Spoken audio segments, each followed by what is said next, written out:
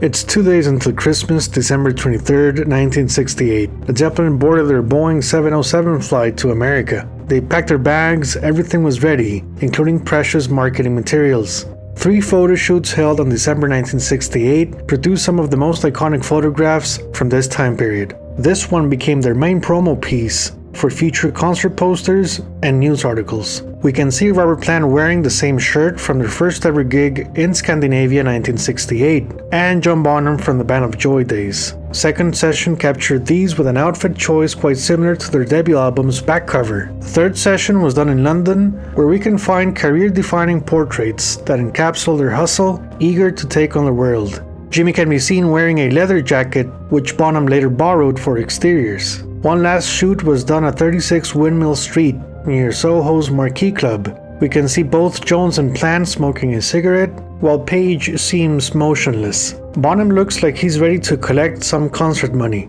Led Zeppelin made a quick stop on their flight at Newark International Airport. John Paul Jones and his wife Maureen got off the plane for some personal travel time in New York City to visit friends and acquaintances. The others remained on the plane with their final destination, Los Angeles. Like Scandinavia in September, this was Jones, Plant and Bonham's first ever US trip as a group, while Page looked out the window, living in the power of now. Robert got married to then pregnant wife Maureen back in November. She gave birth to Carmen Jane Plant on the 21st. Manager Peter Grant stayed in England to spend Christmas time with his family. Tour manager Richard Cole went instead. Cole had worked this role many times since Peter Grant hired him back in 1967, but this time he was looking for a full-time job with Led Zeppelin. Richard looked out for Terry Reid on his most recent US visit.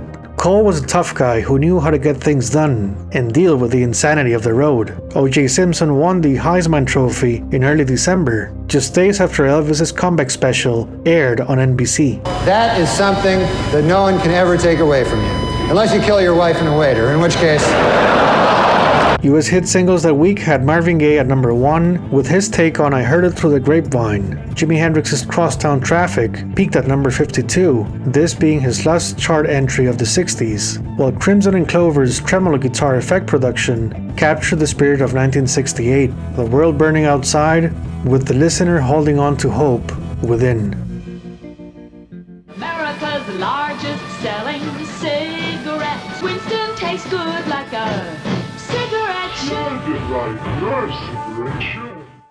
Led Zeppelin's timing for their arrival in the States couldn't have been better. Cream was done and played their final show in America back in November. The Rolling Stones were off the road, having just completed filming for their Rock and Roll Circus. Led Zeppelin were considered, but just that, considered. The Who was busy recording Tommy, but they did appear on Rock and Roll Circus. Deep Purple were on the last part of their US tour with a 16-concert mini-residency at New York's Electric Circus. Yeah, that's 2 shows a day including New Year's Eve. I wonder if Ritchie Blackmore was delighted by this schedule. Jimi Hendrix was off the road too after playing Chicago's Coliseum on December 1st. American band Vanilla Fudge were 6 shows away from finishing their busy North American run of 1968.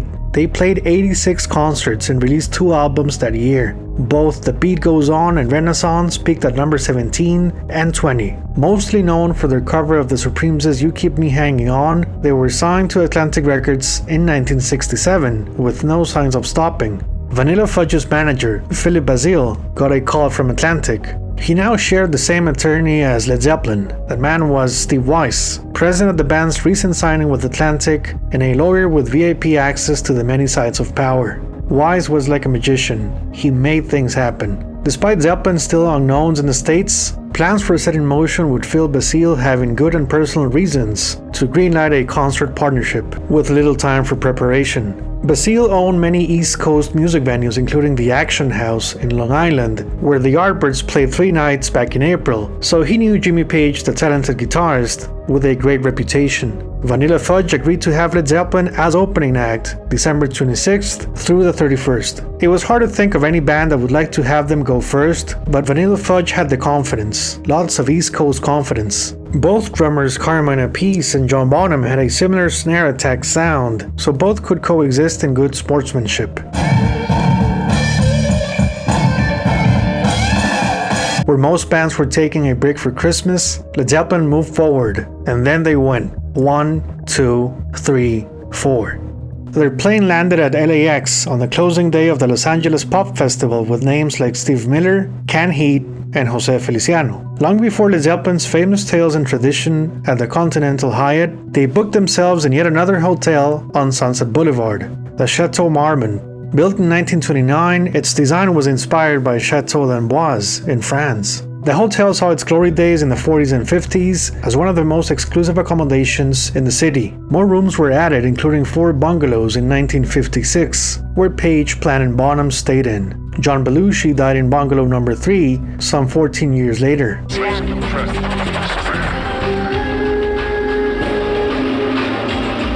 A product of its time, the hotel lost momentum, drifting into haunted house vibrations, which added mystery for its soul-searching guests. 1968 had newlyweds Sharon Tate and Roman Polanski, plus a Life magazine photo shoot featuring the Doors. Jim Morrison with a TV set looks like something out of a David Lynch movie, right? The Jeff Beck Group stayed here for their late November, early December run of shows in LA. The Zeppelin trio were befriended by Frank Zappa's GTOs in full Band-Aid fashion. They took care of the musicians, and they could call any vegetable they wanted.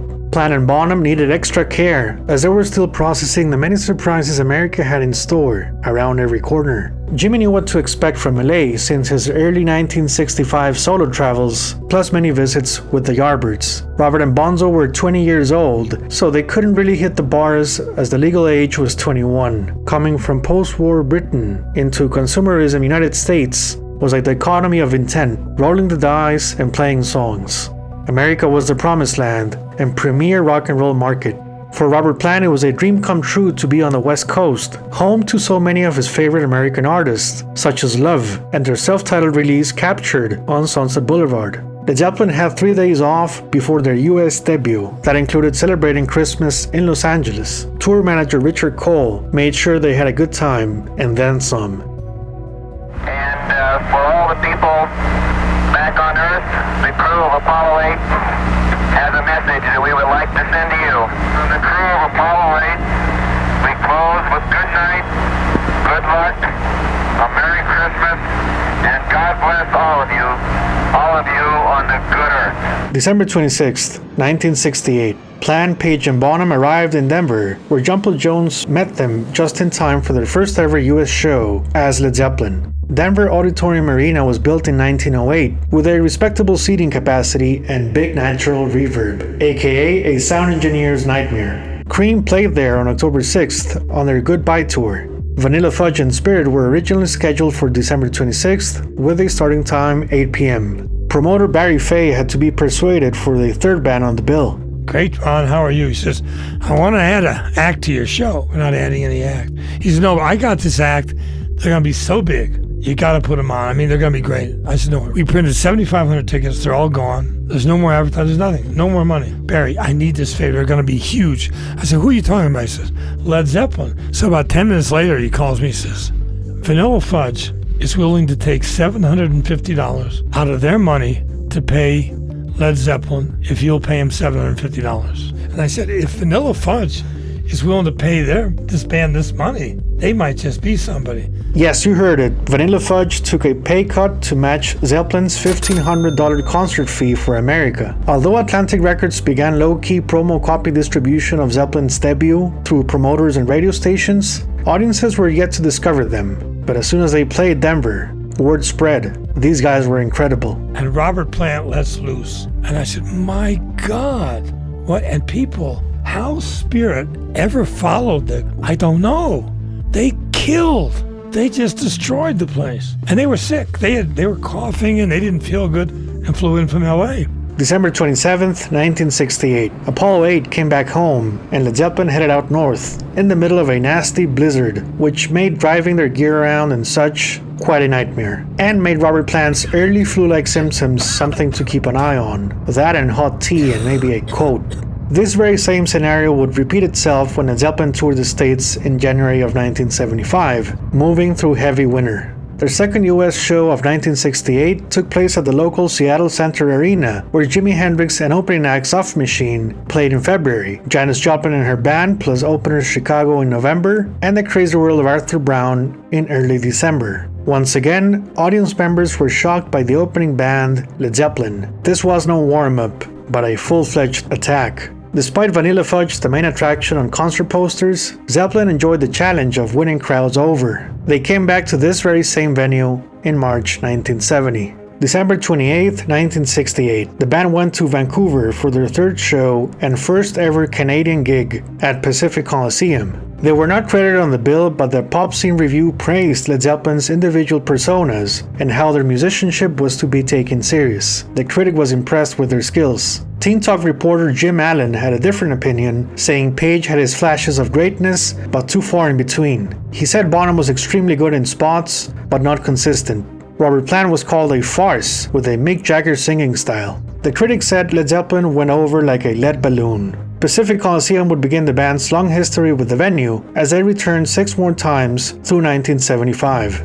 Past a December 29th date in Portland, the band arrived at Spokane, Washington to perform at the Gonzaga University campus, more specifically the JFK Pavilion, which opened its doors in 1965. Like Denver, it was another big reverb-style venue. Jimmy used a very similar outfit, pink velvet pants, to his previous Yardbirds lineup days. Bonzo was no longer playing Slingerland, but a Ludwig kit, thanks to an endorsement deal he got with the help of Vanilla Fudge's Carmine Appice, who put in a good word for his drummer friend. Bonham was now part of a long-lasting relationship with the Ludwig family all the way up to 1980. This kit went up for auction in 2017, with Robert Plant sharing the news with the world. Luckily for us Zeppelin fans, there is an audience recording for this 1968 show, which became popular amongst collectors. Gonzaga 68 is a precious document to understand what the essence and intention of the band was back then. A historic Led Zeppelin bootleg, or in this case, Len Zeppelin. Yeah, somebody misheard the name, and this is what we see on the concert poster. Ladies and gentlemen, Len Zeppelin.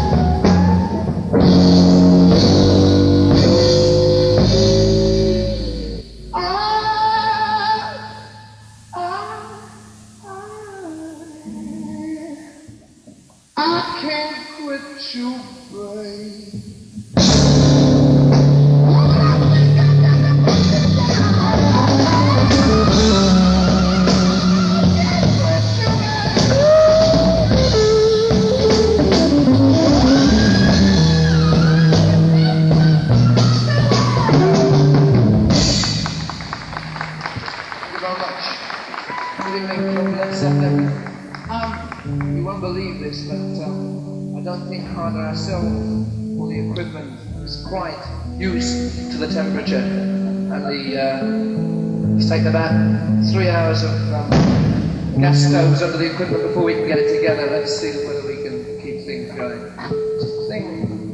Can you hear that echo? Think by God of Mims, of all people, called As Long As I Have You.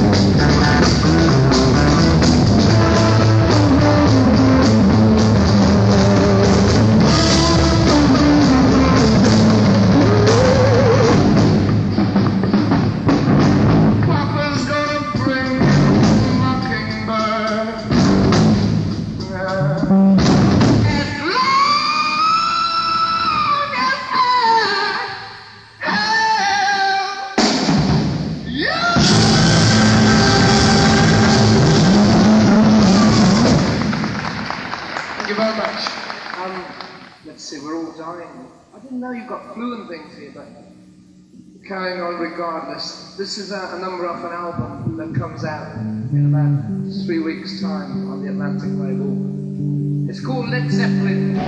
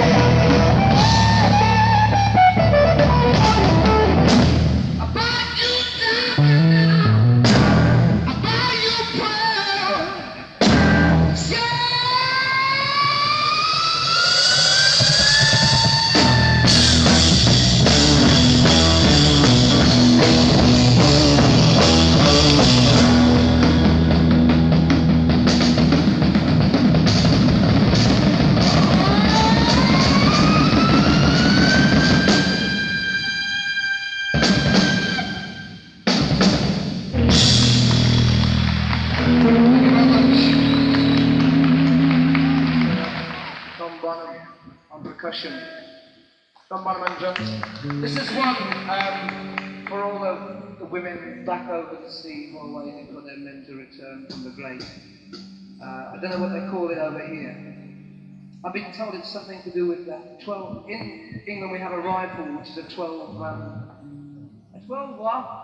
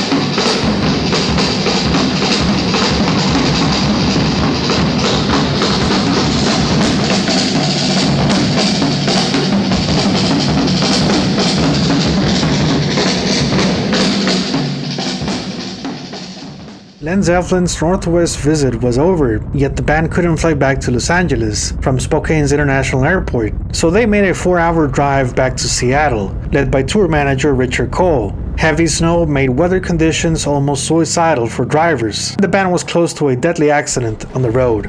By the time they reached Seattle's International Airport, they had to wait at the bar until the frozen airplane engines were ready for takeoff. Back at the Chateau Marmon in Los Angeles, the inevitable happened. Jimmy Page and pretty much the entire band caught the flu and spent New Year's Eve recovering as quickly as possible before the first of a consecutive series of shows at the same venue. Happiness to get rid of the old and greet the new with vigor. 10, 9, 8, 7, 6, 5 to go.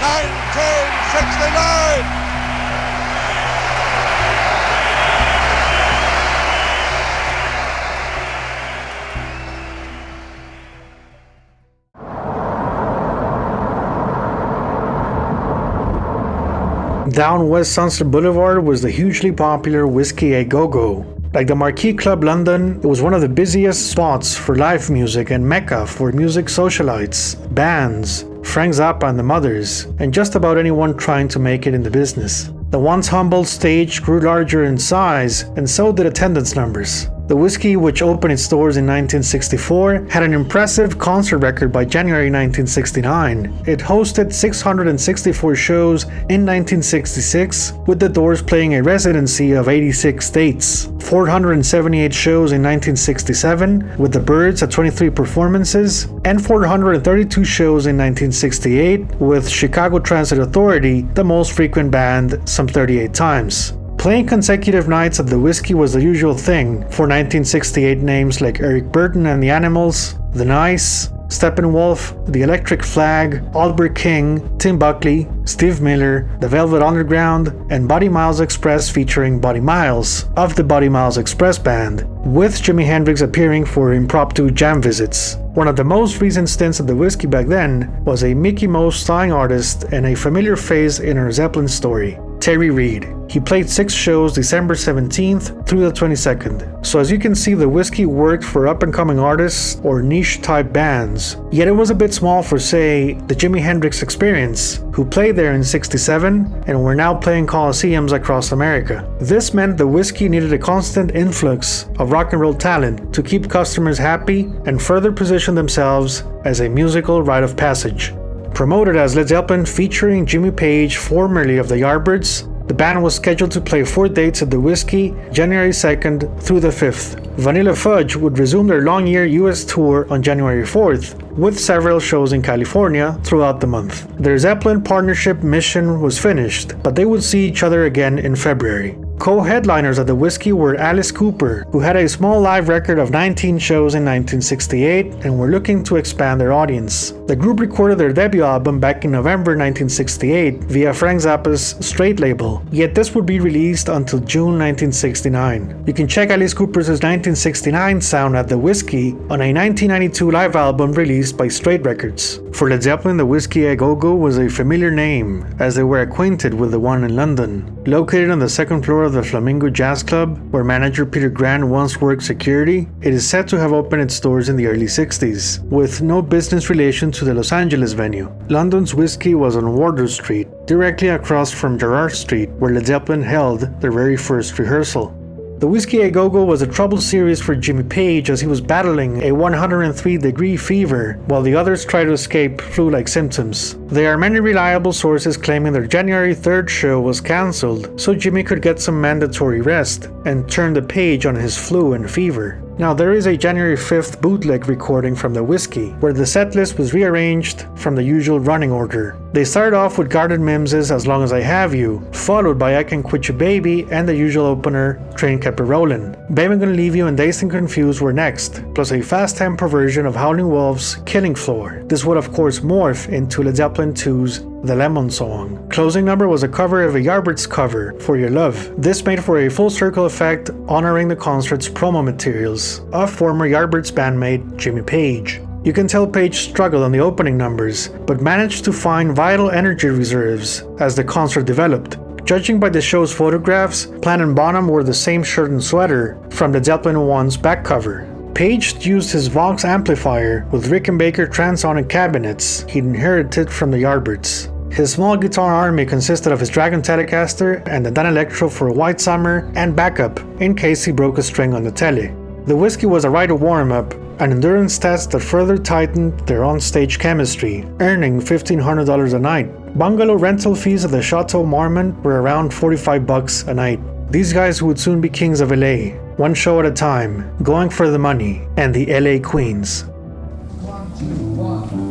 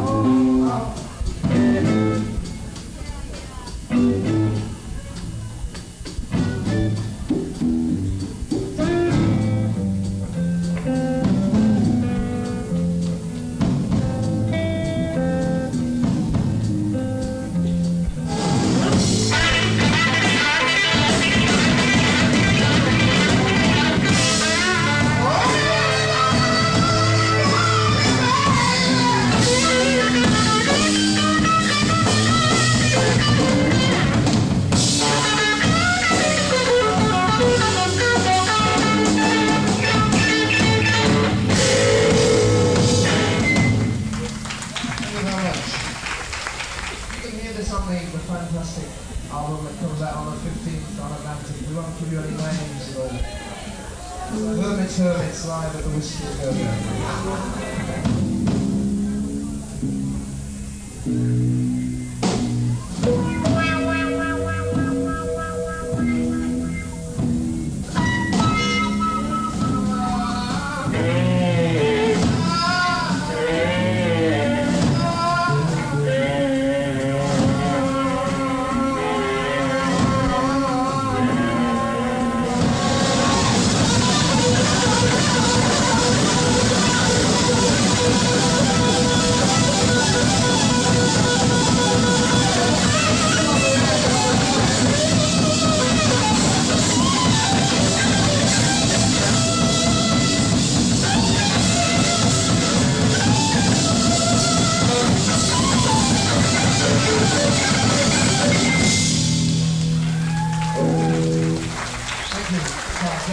Is there anybody here from last night? Yeah. Well, you know we were saying how well we got over the flu. Well, we've all got it back again. So we're really pleased to be here. Yeah?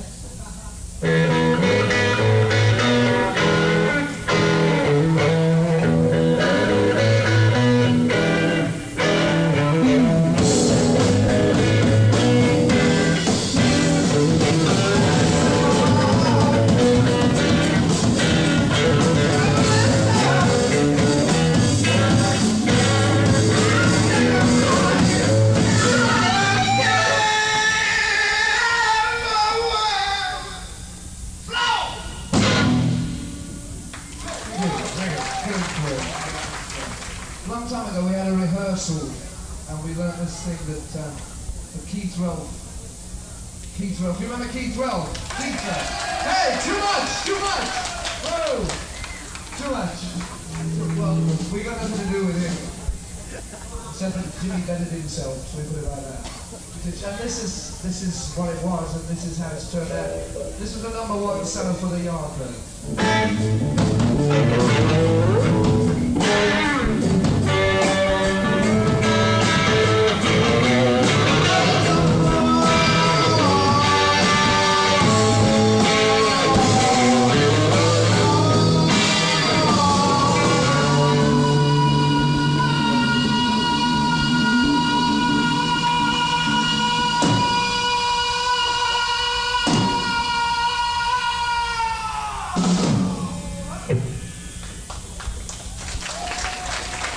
That was called Free or Go. We're going to have to retire back to bedrooms and things again now. So, good night. God bless. See you again. Don't forget the album. Good night from Led Zeppelin.